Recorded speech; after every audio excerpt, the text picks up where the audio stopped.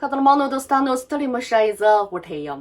ټاکل شوې چې د شانګهای همکاري سازمان د غړیو هیوادونو د سرمشریزې شورا 22مه غونډه به د سپتمبر له 15مې نیټې څخه تر 16مې نیټې پورې د ازبکستان په سمرقند ښار کې ترسره شي.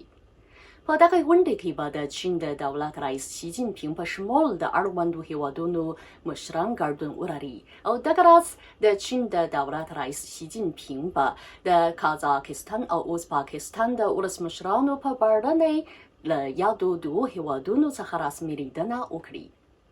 سمرقند یو لرغونی او مشهور ښار دی.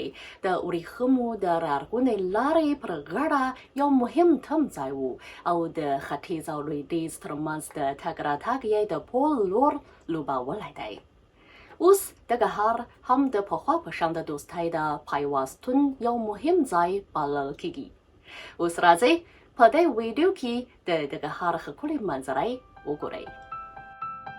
سمرقند د ازبکستان په جنوب ختیځ کې یو ډېر لرغونی ښار دی چې د زرافشان سیند پر غاړه او د پامیر په غرنۍ سیمه کې دی.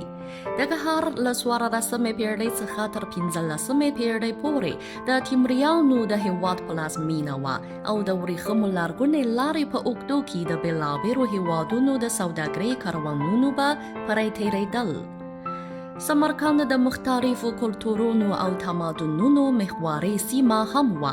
په دغه ښار کې اوس هم زیاتې تاریخي ودانۍ او میراثونه تر سترګو کېږي او هر کال زیات سیلانیان یې لیدنې ته ورځي او په دغه ښار کې له ښکلو منظرو، تاریخي ودانیو، خوندورو خوراکونو او په زړه پورې کلتور او هنر څخه خوند اخلي.